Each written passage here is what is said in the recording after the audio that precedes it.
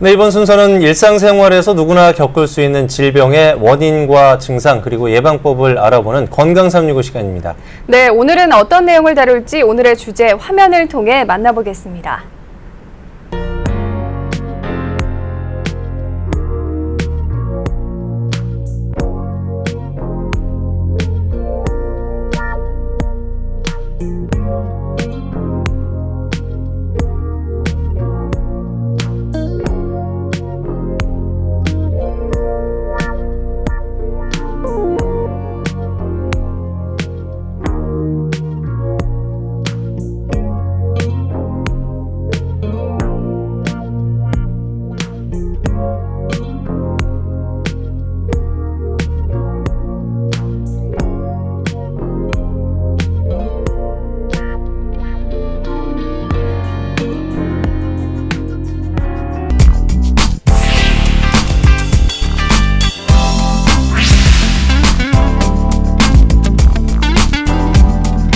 네, 오늘의 주제 만성 피로에 대해서 도움 말씀 주실 김순열 원장께서 자리하셨습니다. 안녕하십니까? 네, 안녕하세요. 자, 만성 피로 하면은 뭐 현대인들의 사실 어떻게 보면 고질병인 것 같아요. 네. 항상 쉬어도 네. 피곤한데 네. 만성 피로의 정체는 도대체 뭡니까, 원장님? 만성 피로라는 것은요, 대개 기질적인 원인 질환 없이 피로가 장시간 지속되는 것을 말합니다. 네. 보통 이러한 피로가 1개월 이상 지속이 되면 지속성 피로라고 하고요. 6개월 이상 지속이 되면 만성 피로라고 합니다. 예. 근데 보통의 피로는 잠깐의 휴식에 의해서 회복이 되어야 되는데 그것이 회복되지 않고 계속 지속되는 경우를 만성 피로 증후군이라고 합니다. 네, 말씀해 주신 게 확 와닿는데 쉬어도 뭔가 피로가 회복되지 않고 지속되는 거 이런 증상을 만성 피로라고 하는 것 같은데 그렇죠. 그 원인은 무엇일까요? 만성 피로의 원인은 아직 정확하게 밝혀진 것은 없습니다. 왜냐하면 만성 피로 증후군이라는 것 자체가 감염이나 기타 어떤 기질적 질환의 원인 없이 피로가 지속되는 것을 말하기 때문입니다. 이 사람이라는 것은 36.5도의 체온을 유지하면서 살아야 되는데요. 그래서 에너지가 늘 필요하게 됩니다.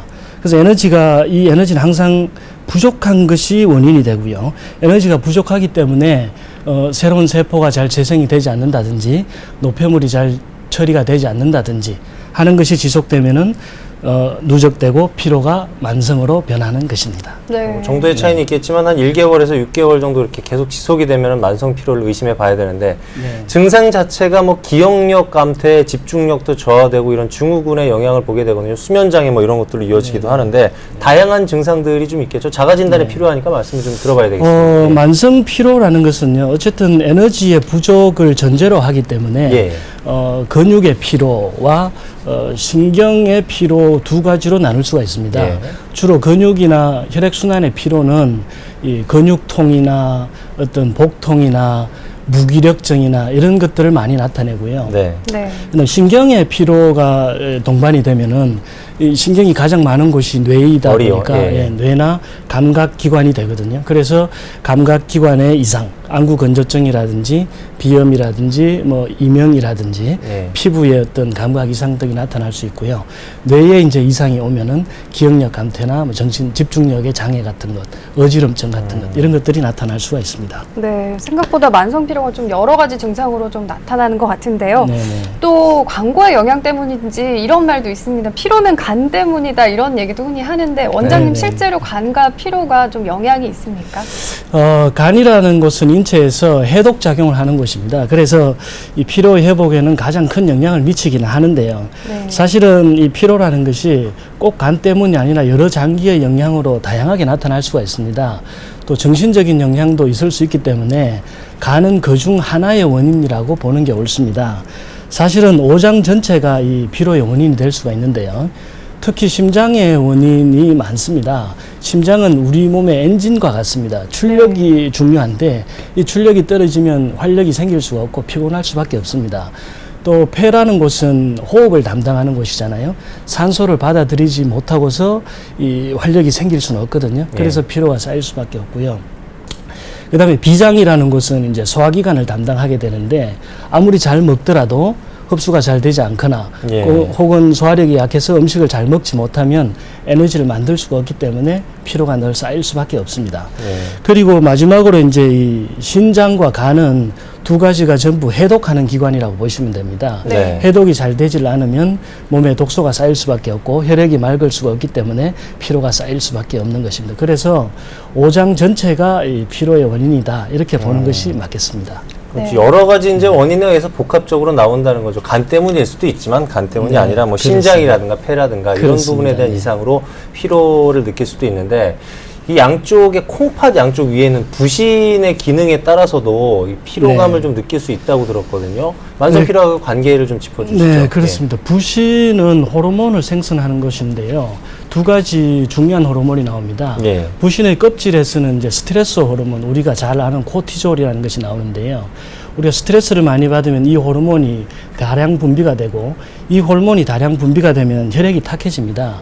면역력도 떨어지게 되고, 그래서 피로가 가중될 수밖에 없습니다. 그 다음에 이 부신의 안쪽에 있는 수질에서는 아드레날린이라는 호르몬이 분비가 되는데요. 이 아드레날린은 갑상선 호르몬과 함께 우리 몸의 혈액순환이나 활성도를 살려주는 가장 대표적인 호르몬입니다. 이 호르몬이 잘 나와야 활기찬 사람이 되는 것이거든요. 그런데 평소에 너무 지나치게 흥분을 하거나 과로를 하거나 카페인 같은 각성제를 많이 복용하게 되면은 이 아드레날린이 나오는 샘이 말라버리게 됩니다. 그 샘이 말라버리면 이제 그 호르몬 분비가 줄어들게 되고, 호르몬 분비가 줄어들면 무기력증에 빠지게 되거든요. 네. 그것을 아드레날 스트레스라고 합니다. 그래서 평소에 이 조금씩 나눠서 쓰는 지혜가 필요합니다. 그러네. 네. 지금 건강 관리하는 데 있어서는 확실히 좀 신경 쓸 부분이 많네요. 네. 생물 시간에 많이 배웠던 것 같아요. 피질이나 뭐 부신, 피질, 부신, 네, 수질 뭐 이런 것들인데 주의를 좀 기울여야겠습니다. 사실 정소희 앵커도 그렇고 저도 그렇고 우리 직장인들 있잖아요. 보면은 네. 일요일에 쉬고 월요일에 출근하려고 하면 이것도 뭐 만성 피로의 원인에 의해서 그 생겨나는 건지 모르겠지만 네. 이상하게 월요일 출근하게 되면 원장님도 그러신지 모르겠는데 예. 피로가 한 번에 몰려오거든요. 네, 뭐 저도 월요병이라고 그렇습니다. 이렇게 하기도 저도 하는데. 그렇습니다. 네. 네, 요런 거 어떻게 월요병이라고 될까요? 하는데요. 이 월요일에 피로를 완전히 없애기는 좀 힘듭니다. 네. 왜냐하면은 이 피로나 수면은 전부 빚에다가 비유를 하는데요. 예. 우리가 다 갚지 못한 빚은 쌓이기 마련이잖아요. 네. 그래서 피로를 완전히 풀지 못하면 그것이 계속 쌓여서 피로를 유발하는 것이고요. 일요일 날 충분히 쉬었다고 하더라도 그동안 쌓여 있는 부채가 많으면 월요일 날 충분히 회복할 수가 없거든요. 그런 면에서 이제 월요병이 생기는 것이고요. 또 한 가지 이유는 사람이라는 것은 생체 리듬이라는 게 있습니다. 네. 생체 리듬이 일을 할 때는 일에 맞춰지고 쉴 때는 쉬는 것에 맞춰지는데, 사실 이 사람의 리듬의 디폴트는 이 쉬는 거예요. 그래서 일을 하다 쉬기는 쉬워도 쉬다가 다시 일을 하기는 어려운 것이거든요. 예. 그래서 어쨌든 휴식이 더 많이 필요한 것이기 때문에 일요일 날은 조금 더 일찍 잠자리에 든다든지, 월요일 날은 약속을 잡지 않는다든지, 점심시간에 잠을 조금 잔다든지, 뭐 사우나나 가벼운 스트레칭 등을 통해서 빨리 이 일에 대한 리듬을 찾는 것이 더 중요하다고 생각합니다. 네, 빨리 리듬을 찾기 위해서 월요일에 좀 적절한 노하우를 좀 만들면 좋을 것 같다는 생각이 네. 듭니다.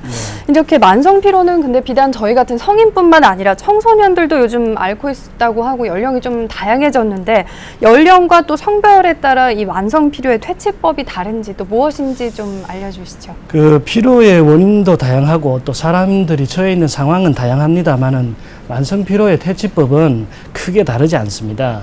일단 가장 중요한 것은 휴식이라고 생각하시면 됩니다. 피곤할 때 잠깐 쉬는 것, 졸릴 때 잠깐 조는 것, 예. 이런 것들을 피하지 말아야 합니다. 현대 사회가 너무 경쟁이 치열하다 보니까 이 잠깐씩 조는 것을 죄악시하는 경우가 있거든요. 네. 졸림이 온다든지 피로가 온다는 것은 내 몸이 이제 쉬어야 한다는 신호를 보내주는 것이기 때문에 그것을 피하지 않는 것이 가장 중요하겠고요. 그 다음에 처음에 말씀드렸지만 이 피로라는 것은 에너지가 부족하다는 것을 얘기하기 때문에 에너지가 들어오는 통로 두 가지를 확실하게 확보해 주는 것이 중요합니다. 그 첫 번째가 소화기관이고요. 두 번째가 호흡기관인데, 좋은 영양분을 잘 받아들여서 흡수를 해야 이 에너지를 생성할 수 있거든요. 그런데 이 소화기관을 가장 약하게 하는 것이 이제 과식하고 음주예요. 네. 그러니까 너무나 음식이 풍부하다 보니까 과식을 자꾸 하게 되고, 또 스트레스가 많다 보니까 음주를 하다 보면 소화기관이 망가져서 에너지를 확보할 수가 없게 된단 말이죠. 네. 그 다음 두 번째로는 호흡기관인데, 숨을 쉬지 않고는 에너지를 만들어낼 수가 없거든요. 흡연이 그것을 가장 크게 저하하게 되고요. 근데 흡연을 하지 않더라도 운동을 하지 않는 사람은 이 폐활량 자체가 줄어들기 때문에 예. 에너지를 확보할 수가 없습니다. 그래서 두 통로, 소화기, 호흡기를 잘 확보해야 된다 하는 것을 명심하시면 됩니다. 일단 뭐 모든 질환의 원인이네요. 술, 담배는 일단 하지 말아야 되겠네요. 네, 그렇습니다. 주변에 보면은 이제 만성 피로를 호소하시는 분들 중에서 이제 뭐 특별하게 보양식 같은 거 여름에 챙겨 드시거나 네. 마늘 주사 뭐 그런 게 있더라고요. 마늘 주사나 영양제 주사로 맞는 경우가 있는데 이렇게 보양식이나 주사 맞는 게 좀 도움이 됩니까? 어떻습니까? 피로의 문제는 어쨌든 에너지 부족의 문제이기 때문에 좋은 음식, 보양식, 영양식을 에너지로 보충하는 것은 바람직합니다. 양질의 단백질을 섭취하고 과일이나 야채 같은 것을 신선하게 먹는 것은 영양 공급에 아주 중요한 역할을 하지요.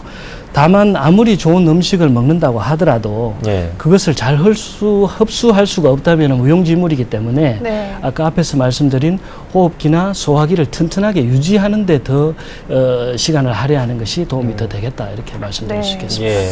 아무리 좋아도 흡수를 할 수 없다면 아무래도 무용지물이겠죠. 그렇다면 평소에 좀 어떤 음식을 즐겨 먹으면 이 만성 필요를 좀 없애는 데 도움이 될까요? 네. 사실 에너지를 발생시키기 위해서는 고단백, 고칼로리 음식이 필요합니다. 하지만 사람들이 저마다 몸의 상태가 다르고 처한 환경이 달라질 수 있기 때문에 이 부분은 전문가와 상의하신 후에 자신의 건강 상태에 맞는 음식을 고르시는 것이 좋겠습니다. 곰탕이나 사골, 장어 등 스테미나식을 하시는 것도 좋습니다. 특히 생강은 인체의 혈액순환을 촉진시켜주고요.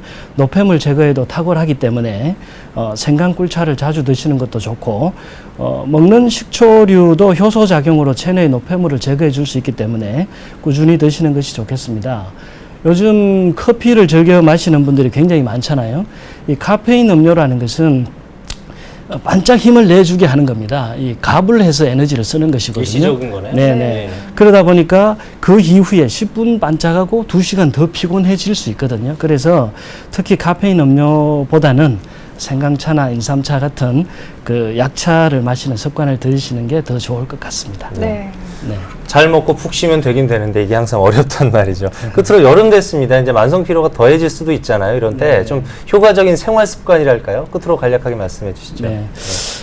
사람의 세포 속에는 미토콘드리아라는 세포 기관이 있는데요.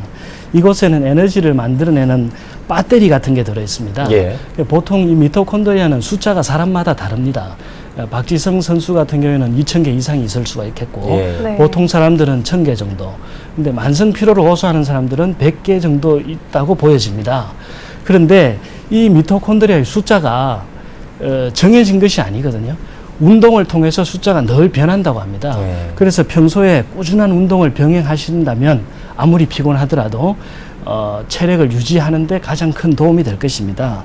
그리고 좋은 음식을 찾는 것보다는 나쁜 것을 피하는 것이 더 좋습니다. 그래서 네. 아까 말씀드린 소화기를 나쁘게 하는, 호흡기를 나쁘게 하는 이런 음식들을 피하시고 네. 신경에 무리를 주는 스트레스를 피해 다니신다면은 예. 뭐 활기찬 인생이 되리라고 생각됩니다. 네. 네. 네.